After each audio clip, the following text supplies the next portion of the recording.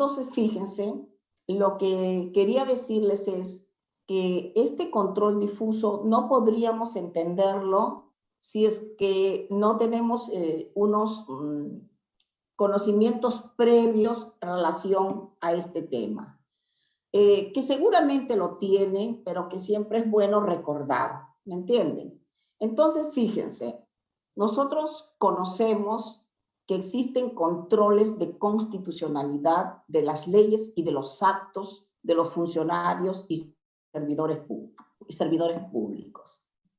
Estos controles de constitucionalidad se han dividido en controles políticos, que en el caso peruano no existen, en un control concentrado y en un control constitucional por parte de los jueces, llamado o conocido como control difuso. Este control concentrado, en el caso peruano, es muy peculiar porque lo lleva a cabo el Tribunal Constitucional cuando se trata de leyes que tienen rango de ley. Y el artículo 200, numeral 4 de la Constitución va a establecer cuáles son esas normas que tienen rango de ley y las leyes que serán objeto del control concentrado.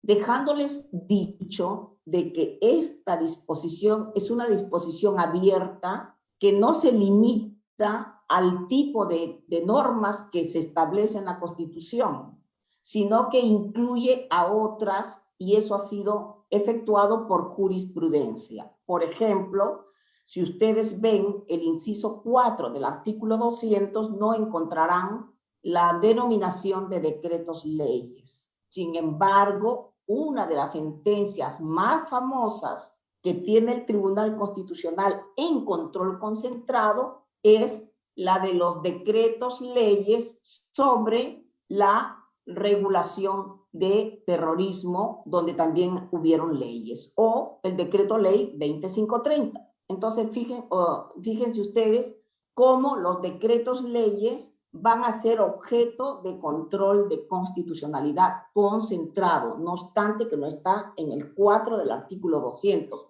o los contratos ley, que también está en la Constitución, pero no se menciona como una norma objeto de control. Por lo tanto, la primera conclusión a la que llegamos es que este control concentrado de leyes y normas con rango de ley es una disposición abierta, que puede ser por la jurisprudencia llenada de contenido. Número 1.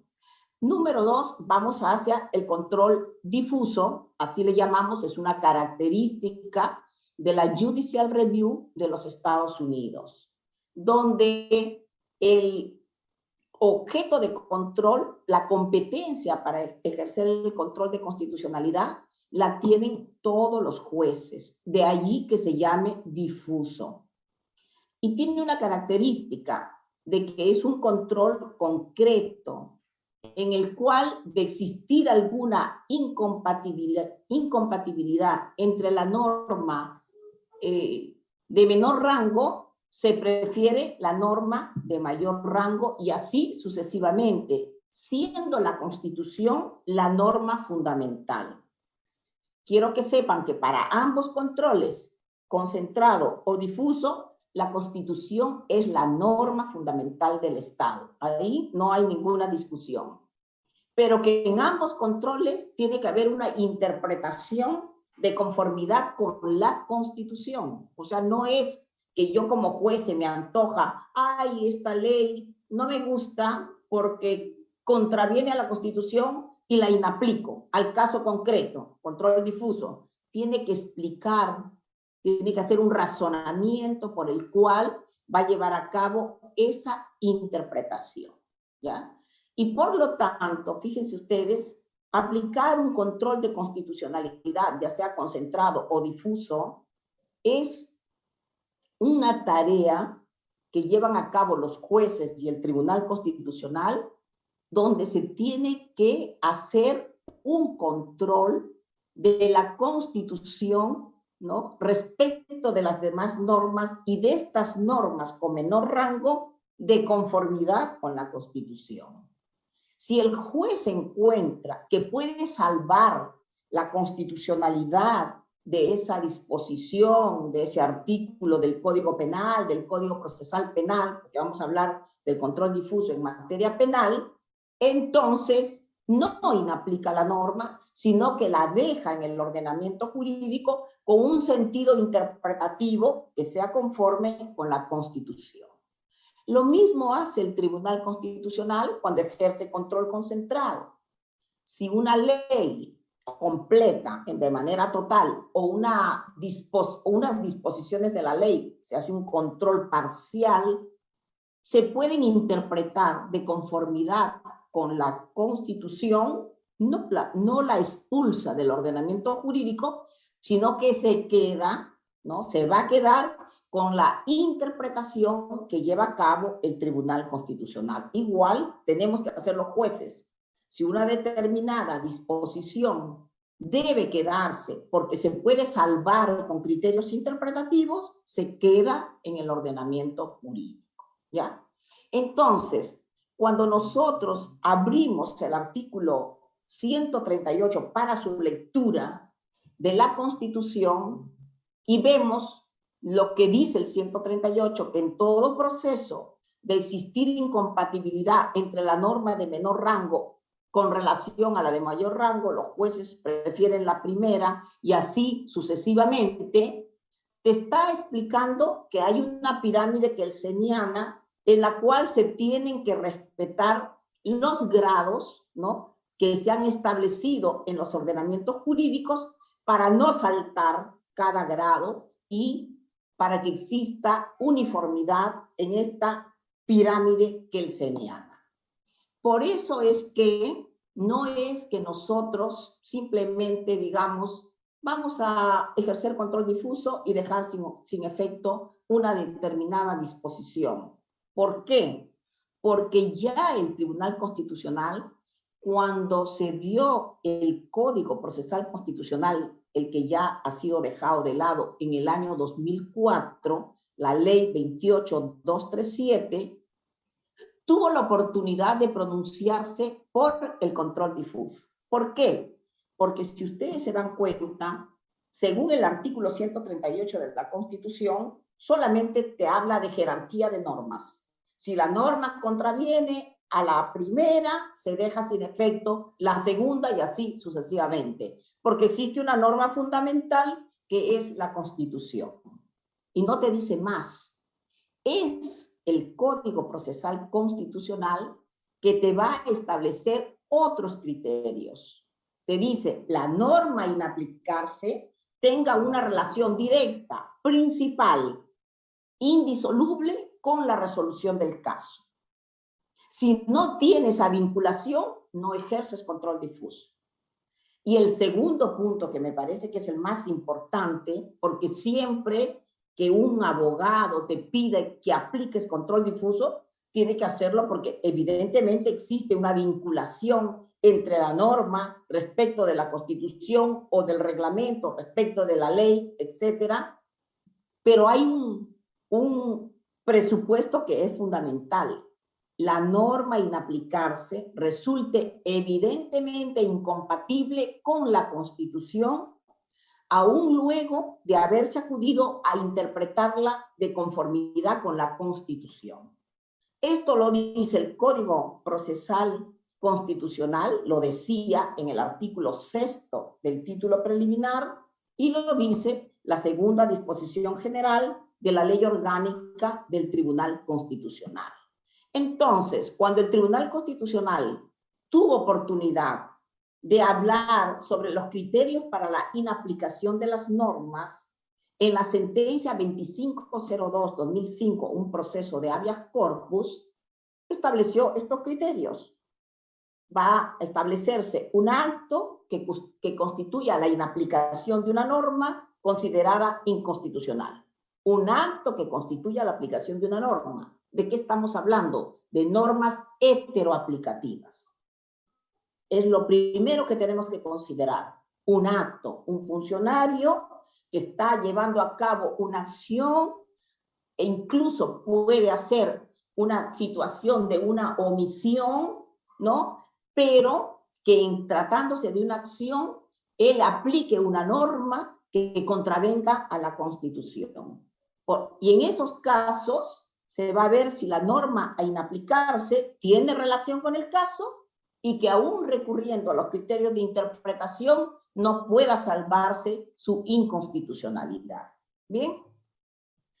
Por lo tanto, el Tribunal Constitucional ya lo tenía claro en ese sentido respecto de este caso, ¿no? Que es un caso que si ustedes quieren lo leen, por eso les digo la 2502-2005, proceso de habeas corpus, que luego lo va a repetir en la sentencia 1680-2005 en un proceso de amparo. A diferencia de la otra fue un habeas corpus, se trataba de una persona que tenía un problema con terrorismo. Acá es un proceso de amparo, evidentemente que se trata de otro tipo de acción. Y ahí te va a decir los criterios nuevamente para el ejercicio del control difuso. Dice que el control debe realizarse en un caso judicial. ¿Por qué? Porque a través del control difuso se impide cuestionar en abstracto la validez de las leyes. Porque para que tú cuestiones en abstracto la validez de las leyes, cuentas con un proceso que se llama proceso de inconstitucionalidad.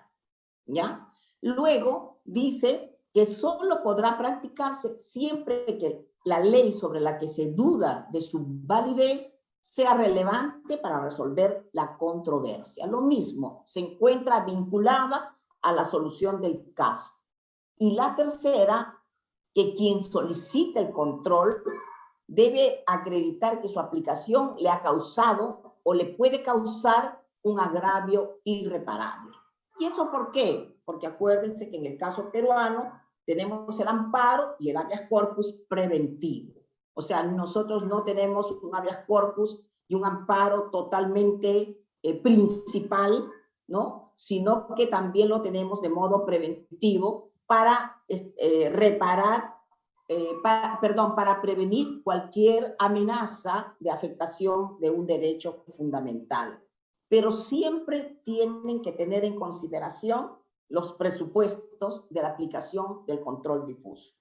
Ahora, el tribunal, después de haber dado la sentencia 1680-2005 de este proceso de amparo, donde va a establecer criterios para el ejercicio del control difuso, los presupuestos están en el artículo 6 del título preliminar, te va a ejercer criterios y te dice, por ejemplo, que los tribunales no son órganos que absuelven consultas, que absuelven opiniones consultivas en torno a la validez de las leyes. Tampoco, o sea, tú no puedes ir y decirle, oiga, señores jueces de la Corte Suprema, absuélvame esta consulta, porque el control difuso va a efectuarse respecto de un caso en concreto, que el juez está conociendo y que considera que la norma que va a resolver, que va a aplicar a ese caso es relevante y que es inconstitucional. Y entonces decide aplicar el control difuso, ¿ya? Entonces, fíjese, esos criterios que el tribunal había establecido en el año 2005, los vuelve a reiterar en la sentencia del Tribunal Constitucional, que le pido que la lean, la 2132-2008, que si bien dice 2008, en realidad fue votada en 9 de mayo del 2011. O sea, habían pasado 6 años, ¿no?, de lo que dio su primer fallo para pasar al segundo, y entonces ya tiene los criterios, los vuelve a reiterar, pero hace unas precisiones al respecto, ¿no? Como se trata de un proceso de amparo, estamos ante una norma autoaplicativa, ¿no? Y entonces te dice que se debe verificar la existencia de una norma autoaplicativa o que el objeto de impugnación sea un acto, no se olviden, yo puedo aplicar un control difuso respecto de disposiciones o respecto de actos, ¿no? Entonces, pero siempre que en un caso concreto vayan a lesionar o afectar un derecho fundamental o la amenaza de un derecho fundamental. Entonces te dice, verifica la existencia de una norma autoaplicativa o que el objeto de la impugnación sea un acto que constituya la aplicación de una norma considerada inconstitucional. Siempre te va a decir que la ley se encuentre directamente relacionada al caso, que está vedado cuestionar hipotéticamente en abstracto la validez constitucional de la ley. En eso siempre se ha cuidado el tribunal, que el perjuicio tiene que ser identificado y que quien demanda la aplicación del control difuso tiene que decir cómo esa aplicación le ha causado o le puede causar un agravio directo, ¿ya? Ahora, luego se tiene que verificar la inexistencia de un pronunciamiento previo del Tribunal Constitucional respecto de la constitucionalidad de la ley objeto de control. ¿Y esto por qué? Es muy importante que ustedes tengan en consideración que hay un segundo párrafo del artículo 6 del título preliminar. En ese momento estamos hablando del Código Procesal Constitucional anterior, estamos hablando de una sentencia del año 2008, pero votada el año 2011. El nuevo Código Procesal Constitucional es posterior, pero ellos te van a decir, ¿sabes qué? Verifícame si previamente el Tribunal Constitucional no ha emitido un pronunciamiento respecto de la constitucionalidad de la ley. ¿Por qué? Porque existe un segundo párrafo que se repite en el nuevo Código Procesal Constitucional, ¿no? Según el cual los jueces no pueden inaplicar una disposición o una ley cuya validez haya sido confirmada por el Tribunal Constitucional. ¿Me entienden? O sea, eso no se puede dar. ¿Por qué? Porque si ya el tribunal ha confirmado la validez de una disposición con control abstracto, en un control concentrado, no puede un juez en un proceso de control concreto decir lo contrario. Y miren, el caso es tan complicado que incluso se podría decir que este juez está infringiendo el Código Procesal Constitucional. Por ejemplo, la cadena perpetua. La cadena perpetua ha sido constitucionalizada por el Tribunal Constitucional. Muchos estarán de acuerdo, otros no. Pero en la legislación antiterrorista, el Tribunal Constitucional dijo que la cadena perpetua, que era una pena atemporal, no era inconstitucional siempre y cuando existieran mecanismos que cada un tiempo determinado permitieran verla, hacer un análisis. Entonces, se dijo, mira, si la Corte Penal Internacional, el Estatuto de la Corte Penal Internacional ha fijado que las cadenas perpetuas se pueden aplicar, pero que se tienen que revisar cada cierto tiempo, si tú estableces mecanismos de control, de revisión, no será inconstitucional. Y se dio la norma que dijo que cada 30 años se revisaba la cadena perpetua. Bueno, el problema está en que ahora la cadena perpetua se ha vuelto en una pena de moda que se va a dictar constantemente. La verdad, nosotros en la Corte Suprema estamos viendo que no hay día que no se aplique una cadena perpetua. ¿Por qué? Porque es más, ya los delitos de violación sexual todos tienen cadena perpetua hasta los 14 años, ¿no? Entonces, habrá que ver la racionalidad o no del legislador al emitir disposiciones de ese tipo. Yo no puedo decir más al respecto, dada mi condición de jueza, pero sí les digo de que esto es ya una sobrecriminalización, que las cadenas perpetuas casi todos los días se están decretando a nivel de toda la judicatura penal, ¿ya? Claro, si el Tribunal Constitucional ha dicho que esa norma, esa cadena perpetua es constitucional, los jueces no pueden dejar de inaplicarlas en un proceso penal, bajo el riesgo, como les dije, de que incluso cometan delitos de prevaricato, porque están contra el texto expreso y claro de la ley, y sobre todo, ¿por qué? Porque el segundo párrafo del título preliminar del Código Procesal Constitucional así lo establece, ¿ya? Otro punto que dice el tribunal reiterando lo del 2005, ahora en el 2011, que tiene que buscarse otro sentido interpretativo que pueda salvar la disposición acusada de inconstitucionalidad. ¿Y eso por qué? Porque se basa en dos principios. Los legisladores tienen una presunción de constitucionalidad cuando dictan una ley.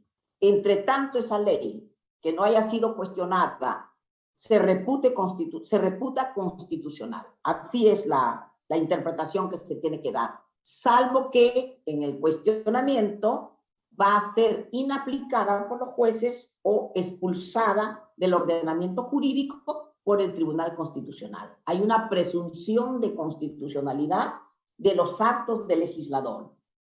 Y ahora también hay otro principio, el de preservación de las normas.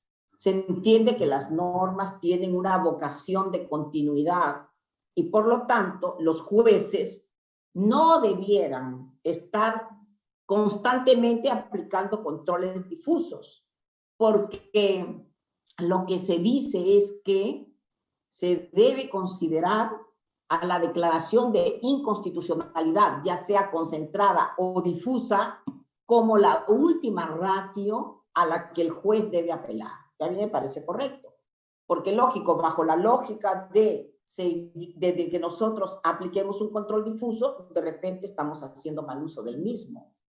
Por lo tanto, sí es correcto lo que dicen diversos autores italianos, norteamericanos, en el sentido de que hay una excepcionalidad. No es que se trata de estar declarando controles difusos, porque tanto la necesidad de interpretar la ley conforme con la Constitución vale para el control abstracto como para el control difuso de constitucionalidad, ¿ya?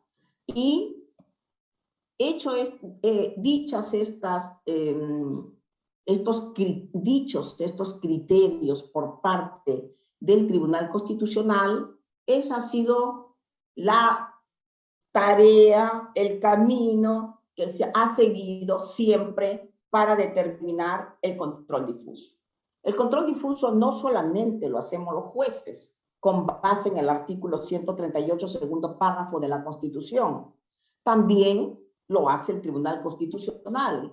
El artículo 3 del Código Procesal Constitucional anterior lo decía, establecía, ese es el control difuso. Ustedes cuando vean que el Tribunal Constitucional dice inaplico la resolución administrativa tal porque es incompatible con la Constitución, lo que está haciendo es haciendo control difuso.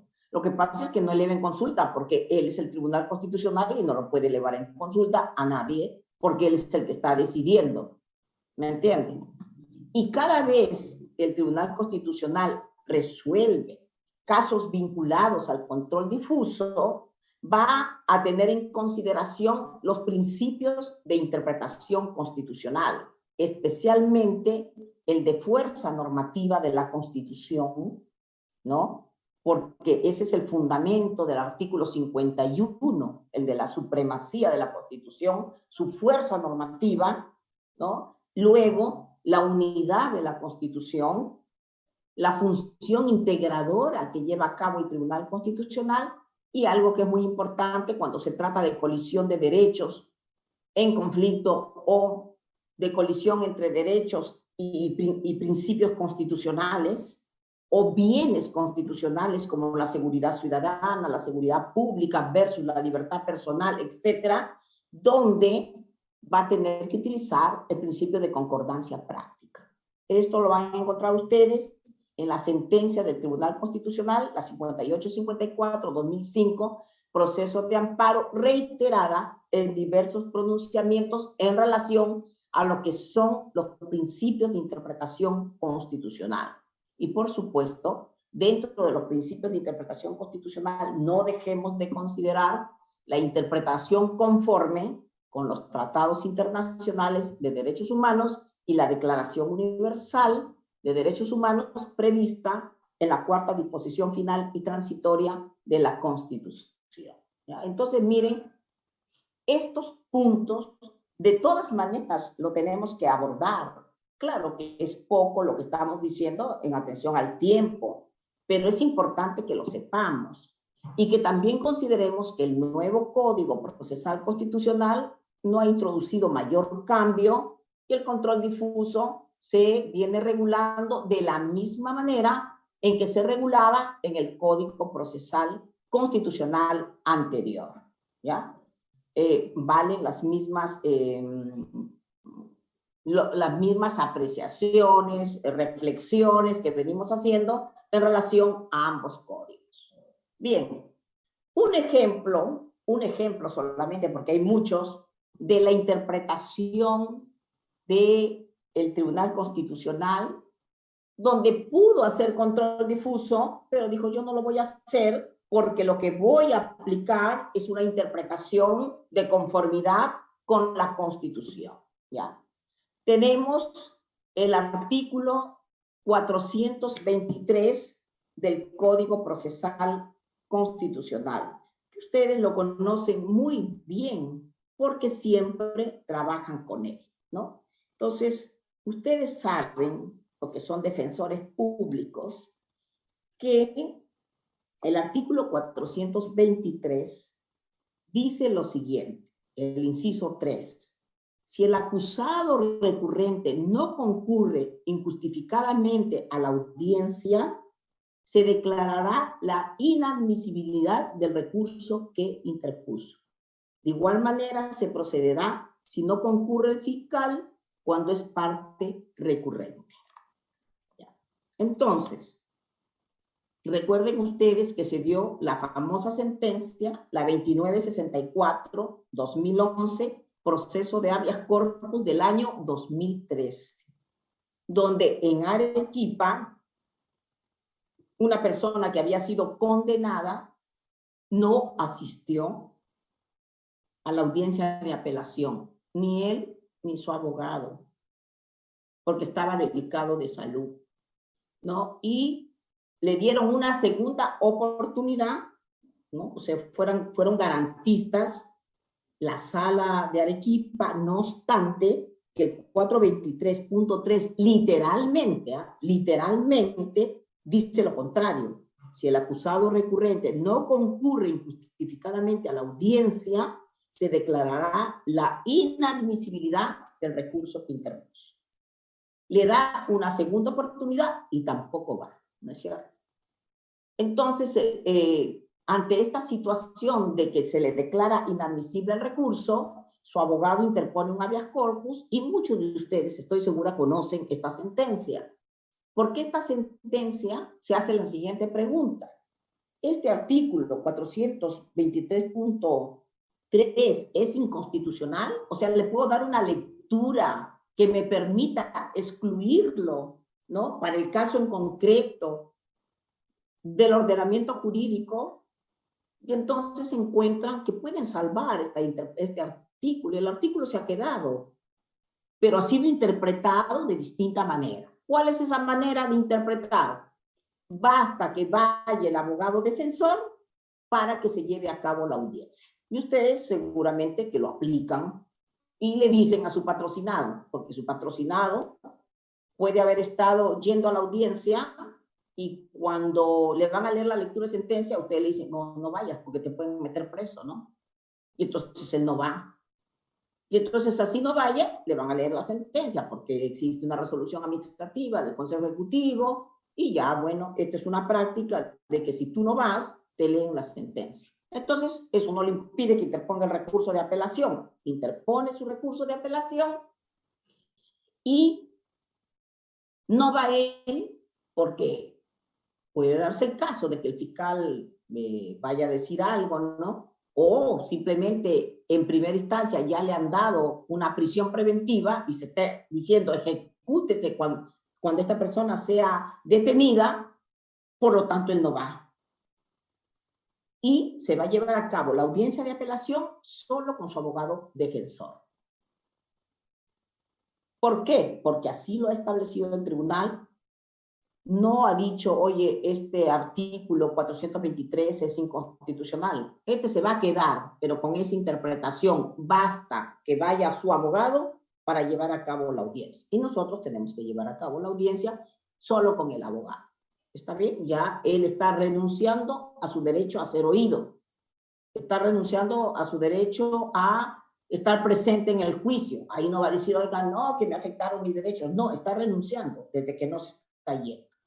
Este artículo 423.3 ha sido reiterado y ha tenido otras interpretaciones, pero en el mismo sentido, por otras circunstancias, en estas sentencias. Apúntenlo, por favor, la 5181-2013, proceso de amparo, la 4865-2012, proceso de habeas corpus, la 352-2020, proceso de habeas corpus.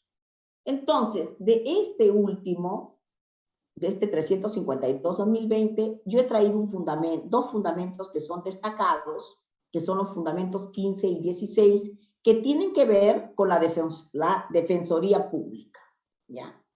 Entonces, ¿qué dice el tribunal? Va a declarar, dice, que si la sala ha tomado la decisión de declarar inadmisible el recurso de apelación con base en el 423.3, carece de sustento, pues la inconducta funcional del abogado de oficio que patrocinaba a la impugnante, materializada en su falta de diligencia y disposición para asistir a la audiencia de apelación de sentencia, no constituye razón válida que justifique dicha decisión. O sea, ahí el abogado no va. Y está dejando a esta persona que ha interpuesto el recurso en criterio del tribunal en indefensión. Y dice en el fundamento 16, en efecto, al no tener, lo estoy leyendo porque es un caso interesante, al no tener la favorecida un abogado de su elección que ejerza su defensa, sino que por el contrario le asistía un defensor público, el órgano jurisdiccional demandado, o sea, la sala, ante la inconcurrencia de este último, o sea, del defensor público que no fue, seguramente porque no sabemos qué pasó, pero que él está obligado, si no va a comunicar o a justificar su inasistencia, dice que ante su inconcurrencia debió llevar a cabo las acciones pertinentes a fin de coordinar con la Defensoría Pública la designación de otro abogado de oficio y consecuentemente reprogramar la audiencia de apelación de sentencia a fin de que la beneficiaria no quede en estado de indefensión ni se perjudique por el accionar negligente del abogado de oficio que se le asignó para su defensa. Fíjense ustedes, ¿ah? O sea que aquí ya vamos más allá en la interpretación del 423.3. Se garantiza el derecho de la persona que ha impugnado con la presencia de su abogado defensor. La primera sentencia del año 2011. Pero ahora, este abogado defensor no va y dice, tu abogado defensor público no la puedes dejar en estado de indefensión y por lo tanto, tu órgano jurisdiccional debes ver la forma de reprogramar esta audiencia para que esté presente el defensor público. Bien interesante, ¿no? O sea, denle una miradita, por favor, a este tema, ¿ya? Ahora, cuando un juez encuentra que el Tribunal Constitucional ha declarado la constitucionalidad de una ley, ¿no? Ya les he dicho que no puede en un proceso de control concreto aplicar control difuso. Y este caso es clarísimo, la famosa ley CAS. Los jueces laborales de Lima inaplicaban la ley CAS porque violaba derechos laborales. Le encontraban que era incompatible no solamente con la Constitución, sino con los tratados de la OIT. Entonces, la inaplicaban.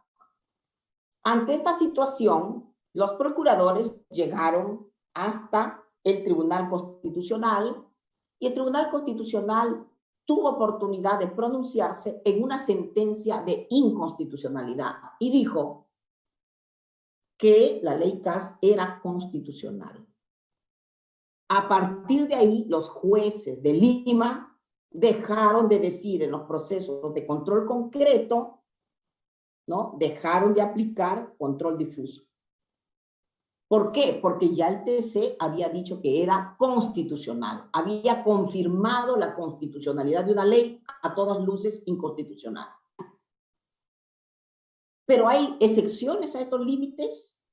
El Tribunal Constitucional ha establecido excepciones y dice, la primera, si la ley cuya validez fue confirmada por el TC posteriormente se declara nula o sin efectos jurídicos por su manifiesta incompatibilidad con un tratado sobre derechos humanos por un tribunal internacional. Claro, estamos pensando en las leyes de amnistía, ¿no? Porque eso es lo único que ha hecho el tribunal de la OEA, de la Corte Interamericana, porque tendría que decirlo en un proceso de control concreto que le llega a la Corte Interamericana. Pero cuando dijo que las leyes de autoamnistía no tienen efectos jurídicos y son nulos, lo que está haciendo es un control concentrado, ¿no? Porque tiene efectos generales. Y en ese caso, el juez se encuentra liberado de esa decisión del TC, porque ya hay un ente supranacional que le está diciendo, oye, lo que tú dijiste no es correcto. Y en esos casos los jueces pueden aplicar control difuso. Otra excepción que estableció el TC es que si emitió el pronunciamiento del TC declarando en abstracto que esta ley es constitucional, advierte que en su aplicación en un caso determinado bajo circunstancias concretas podría resultar inconstitucional. Un ejemplo podría ser el tema de los impuestos, ¿no? Que no se tiene en consideración para, por ejemplo, zonas. En Perú lo tiene, pero en otros países a veces no ha tenido y ha motivado que los tribunales constitucionales intervengan para zonas vulnerables, zonas pobres. Esa ley puede terminar siendo confiscatoria y entonces, si el Tribunal Constitucional advierte que él declaró la constitucionalidad de esa ley, pero que aplicado un caso concreto puede ser inconstitucional porque viola el principio de igualdad, pero no el principio de igualdad en que todos tenemos que ser tratados iguales, sino que los desiguales tienen que ser tratados de forma desigual, entonces también puede establecer un límite. Y tercero, si luego del pronunciamiento del TC, declarando que la ley es constitucional, el Congreso modifica la Constitución, dando lugar a un supuesto de inconstitucionalidad sobreviniente de la ley. Pienso yo ahora en las famosas ratificaciones judiciales, en las cuales la primera vez en la Constitución se dijo que los que no son ratificados no pueden volver al Poder Judicial. El Tribunal Constitucional dijo que sí pueden volver en un precedente vinculante, el caso Jacobo Romero. Y sin embargo, nuevamente, cuando hace la reforma constitucional, vuelve a poner la misma cláusula. ¿Qué pasa si el Tribunal Constitucional le dice, no, esto sí es constitucional? Yo creo que ahí es diferente porque ya hubo una modificación y un pronunciamiento previo del Tribunal Constitucional en ese sentido. Y entonces habría que ver cuál es la actitud de los jueces que conozcan en amparo en determinado momento. Ese es un tema que todavía está pendiente, pero entiendo yo que el Tribunal Constitucional, cuando llegue el caso, tendrá que seguir la misma línea que ya la siguió con anterioridad, donde incluso se dio un precedente vinculante, hubieron dos, es más, tendría que dejar sin efectos precedentes vinculantes. Habría que ver cómo es, ¿ya? Decirles finalmente, en el tema del control difuso por parte del Tribunal Constitucional y su aplicación, que la ley vigente del Código Procesal Constitucional es la Ley 31.307 y regula el control difuso en el artículo 5, lo que antes era en el artículo del título preliminar del Código Procesal Constitucional. Y aquí hay un párrafo, ¿no? Perdón, no, estoy confundida. Hay un párrafo del artículo 5 del Código Procesal Constitucional, donde se establece que en los procesos constitucionales contra resoluciones judiciales no se notifica ni se emplaza con la demanda a los jueces o magistrados del Tribunal Constitucional. Y el Tribunal Constitucional, en un auto de fecha 15 de octubre de 2021, expediente 2748-2019, un proceso de habeas corpus, ha establecido que este segundo párrafo del artículo 5 del Código Procesal Constitucional es inconstitucional, ¿no? Porque atenta, no es compatible con los incisos 3, debido proceso, y 14, derecho de defensa, del artículo 139 de la Constitución. Y en ese sentido, declara inaplicable al caso de autos el segundo párrafo del artículo 5 del Código Procesal Constitucional vigente. Entonces, fíjense ustedes, ya tenemos con la vigencia del nuevo Código Procesal Constitucional una decisión que está declarando inaplicable una disposición del Código Procesal Constitucional, ¿ya? Bien, eso es lo que yo quería manifestarles en relación al control difuso como una institución de manera, ¿cómo les podría decir?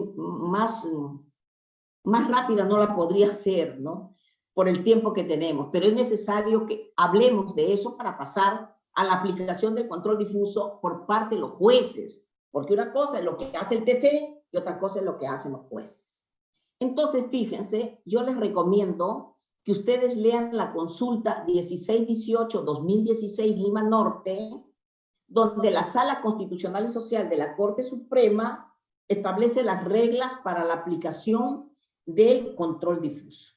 Son parecidas a las que hemos hablado, ¿no? Pero tienen algunas diferencias, ¿no? Donde, por ejemplo, hablan de que es una exigencia ineludible identificar los derechos fundamentales involucrados en el caso en concreto, ver el medio utilizado, el fin perseguido, el derecho fundamental intervenido y el grado de intervención. ¿Por qué? Porque hablan de la aplicación de un test de proporcionalidad u otro de igual nivel de exigencia. En realidad hay que tener en consideración que cuando tú aplicas un principio de proporcionalidad, en muchos casos, las decisiones que se van a emitir van a tener una especie de una eficacia vinculante con efectos generales. Por lo tanto, hay que tomar con pinzas lo que se viene haciendo en este ámbito. No es que critiquemos el accionar de nuestra Sala Constitucional y Social de la Corte Suprema, sino que yo creo que hay que afinar los controles difusos al interior de la Sala Constitucional y Social y al interior de la Sala Penal de la Corte Suprema. ¿Por qué? Porque fíjense ustedes, el problema viene dado por la famosa consulta, porque el juez decide inaplicar una norma que considera inconstitucional y pasa en consulta, si nadie interpone recurso, a la Sala Constitucional y Social. Así lo dice el artículo 14 de la Ley Orgánica del Poder Judicial. Pero si interpone recurso, puede llegar con el Código de Procedimientos Penales vía recurso de nulidad a la Corte Suprema o con el Código Procesal Penal vía casación, ¿no? Generalmente estamos hablando, ¿no?, de los delitos graves con motivo del control difuso del artículo 22 del Código Penal, donde ahí se ha producido todo un problema, porque la Sala Constitucional y Social ha dicho en consulta, ¿no?, que el artículo 22, el segundo párrafo, ¿no?, que establece exclusiones a la regla de la responsabilidad restringida, es constitucional.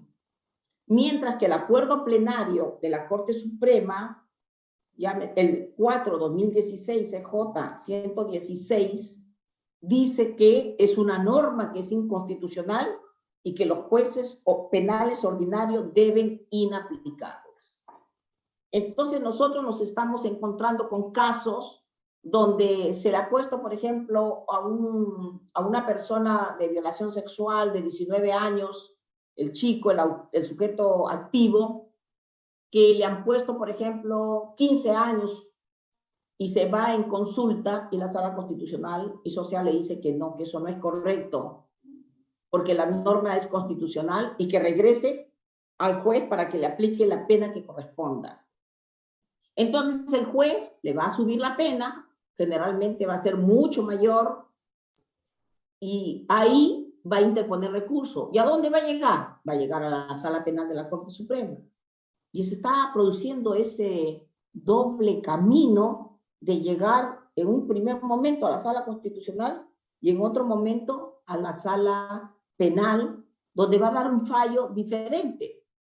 Y entonces aquí se va a producir una problemática al interior de dos salas que tienen el mismo rango. Por un lado, diversos recursos de nulidad o de casación que inaplican el segundo párrafo del artículo 22 del Código Penal por parte de las salas penales de la Corte Suprema. Y no es poco, porque personas con responsabilidad restringida en delitos graves como robos agravados, violaciones sexuales, etcétera, son bastantes. Y diversas consultas desaprobadas por la Sala Constitucional y Social de la Corte Suprema. También nosotros hemos visto control difuso de la pena de cadena perpetua, donde la Sala Constitucional y Social, en la consulta 3850-2009, inaplicó el inciso 4 del artículo 189, ya saben ustedes, donde se establecía el tema del robo agravado, ¿no? Seguido de muerte, bajo los supuestos en ese momento, ¿no? Y se basó la sala en que la pena de cadena perpetua era incompatible con el artículo 139 de la Constitución, el numeral 2, y el 10.3 del Pacto Internacional de Derechos Civiles y Políticos. Pero leyendo la consulta, en realidad no se establecen mayores alcances en la motivación y por lo tanto no se pueden sacar líneas muy claras de ese pronunciamiento. Y vamos a otra problemática, que la cadena perpetua ha sido constitucionalizada por el TC en un proceso de control abstracto, en un proceso de inconstitucionalidad, y que gran cantidad de delitos establecen pena de cadena perpetua.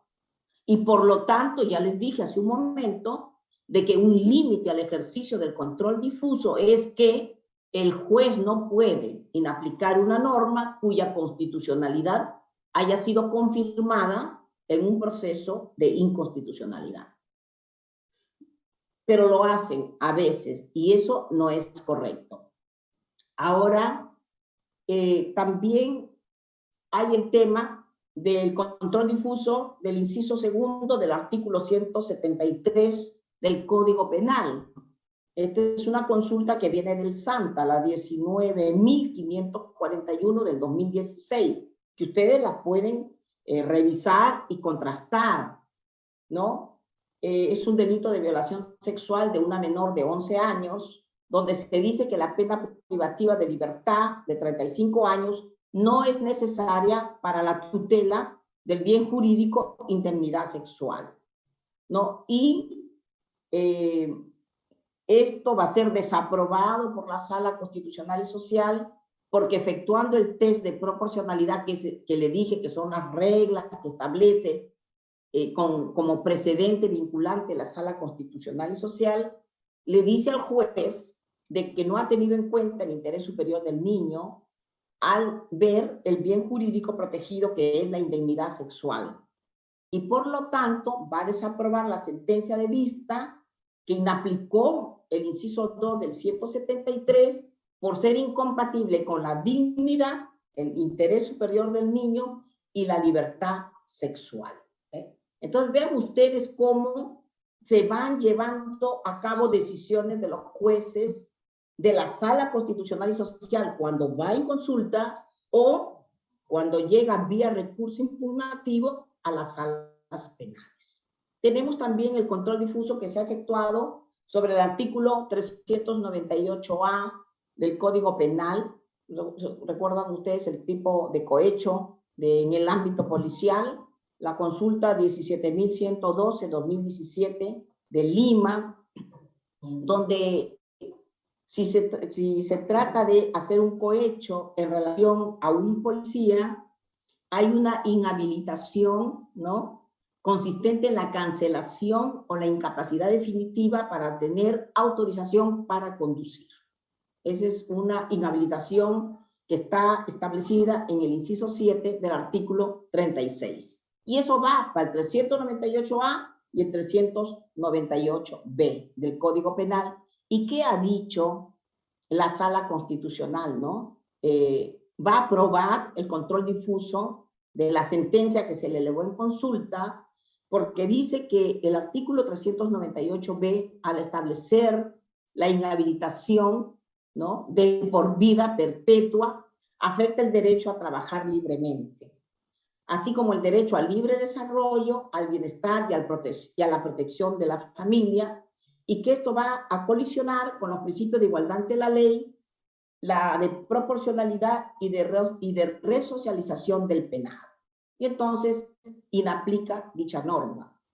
Ustedes tendrán que entender que una inaplicación de este tipo, si bien es cierto que el control difuso es para un caso en concreto, yo sostengo, y a veces no están de acuerdo mis compañeros en la sala, que cuando una sala de la Corte Suprema va a confirmar una consulta de este tipo, sus efectos ya serían generales.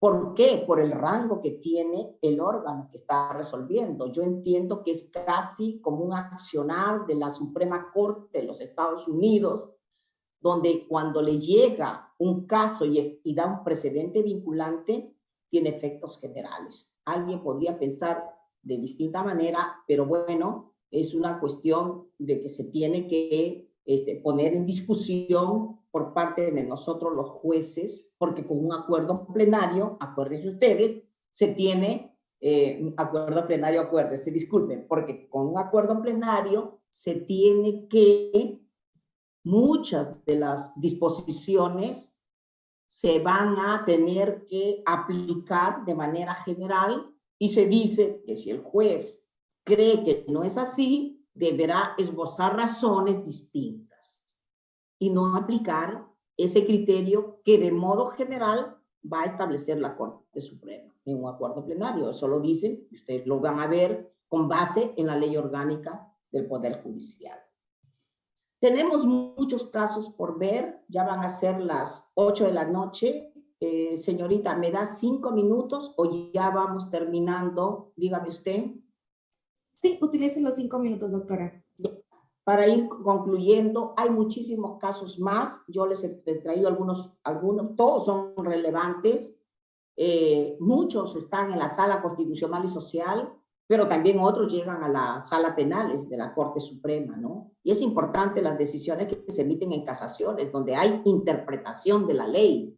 Yo encuentro que es mucho más rico que cualquier otro pronunciamiento que pueda darse a nivel de un Código de Procedimientos Penales, donde estamos también facultados y yo creo obligados a interpretar la ley de conformidad con la Constitución, porque es tarea de todos los jueces, pero claro, una riqueza mucho más fuerte se ve en una casación, donde los propios abogados tienen que justificar y dar las razones para que este órgano le conteste de acuerdo a sus planteamientos, ¿no? Un caso interesante es el control difuso sobre la ley de contumacia, ¿no? Entonces, miren, y eso se utiliza mucho. ¿Por qué? Y justamente hay una consulta que viene de Tumbes, que es la consulta 3884-2010 de Tumbes, ya resuelta. Cuando yo le digo consulta, entiendan que es de la Sala Constitucional y Social, ¿ya? Entonces, acá en Tumbes, declararon inaplicable el artículo 1 de la ley de contumacia que suspende el plazo de la prescripción de los reos contumaces. Cuando sube a la Sala Constitucional y Social, lo ha desaprobado, ¿no? ¿Por qué? Y ahí sí ustedes tienen que leer muy bien lo que dice el Tribunal Constitucional en la sentencia 4118-2004 habeas corpus y 7451-2005 habeas corpus sobre la suspensión de los plazos de prescripción tratándose de reos contumaces, ¿ya? Y también hay otra sentencia, la 4352-2009, proceso de habeas corpus, donde te dice, bueno, sí es cierto, ¿no? El plazo de suspensión de prescripción, el plazo de prescripción se va a suspender, tratándose de reos contumaces. Pero luego dice, este plazo no puede ser indefinido, porque de ser así, afectaría al plazo razonable. Y entonces, ¿cuál sería el plazo razonable? ¿Hasta qué tiempo se puede suspender un proceso, ¿no?, donde se haya suspendido por aplicación de la ley de contumacia, teniendo en cuenta que ha sido inaplicado por la Sala Constitucional y Social, porque consideran que la norma es constitucional, por eso lo ha desaprobado la consulta? Se recurre al Tribunal Constitucional en una sentencia, la 4959-2008, proceso de habeas corpus, donde ha establecido que para la razonabilidad del plazo, hasta cuánto tiempo yo suspendo la prescripción, se van a considerar los criterios establecidos para la prisión preventiva. Y entonces ahí tendrá un valor muy importante si la persona incurrió o no en maniobras dilatorias. Y entonces surge una problemática que nos obliga a pensar y a replantear cuál es el plazo razonable para la suspensión de la prescripción tratándose de reos contumaces. Tenemos como una respuesta un recurso de nulidad de la Corte Suprema, el 1835-2015, pero también tenemos otros distintos, que es el recurso de nulidad 1666-2019 y el recurso de nulidad 2298-2019.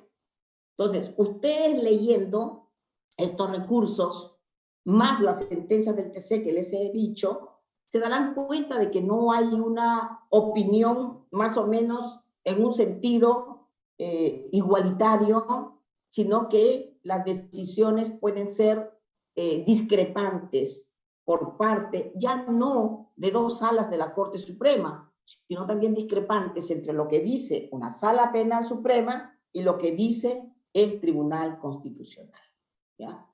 Hay muchos otros casos que ya no podemos hablar porque estamos con el tiempo.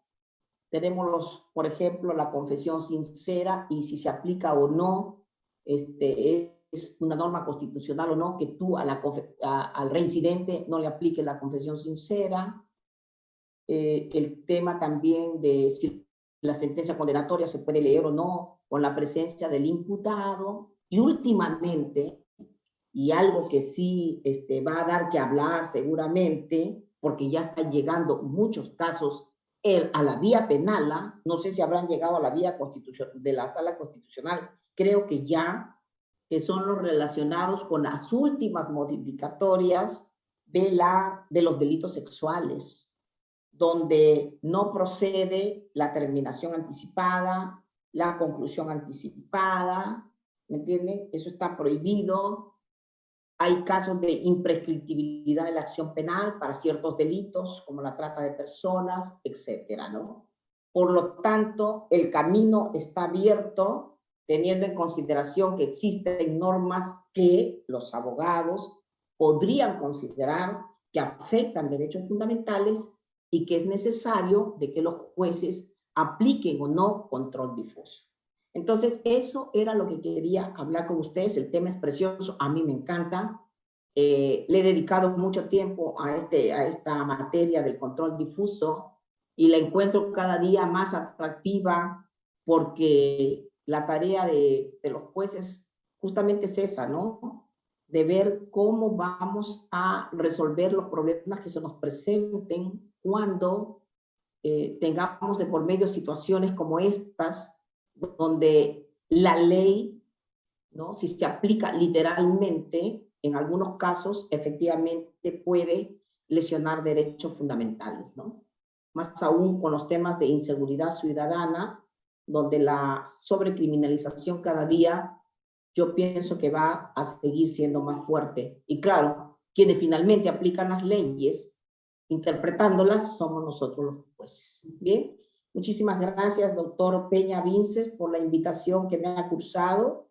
Reitero mi felicitación a los defensores públicos de la ciudad de Tumbes, aquí, ciudad que me encanta, porque tiene la comida riquísima, especialmente el ceviche. Su segundo Congreso Internacional en Derecho creo que ha sido un éxito. Los temas muy lindos, bien escogidos, y siempre estaré con ustedes. Muchas gracias. Doctora Susana, estamos muy contentos, muy agradecidos con usted. Se han cumplido los objetivos.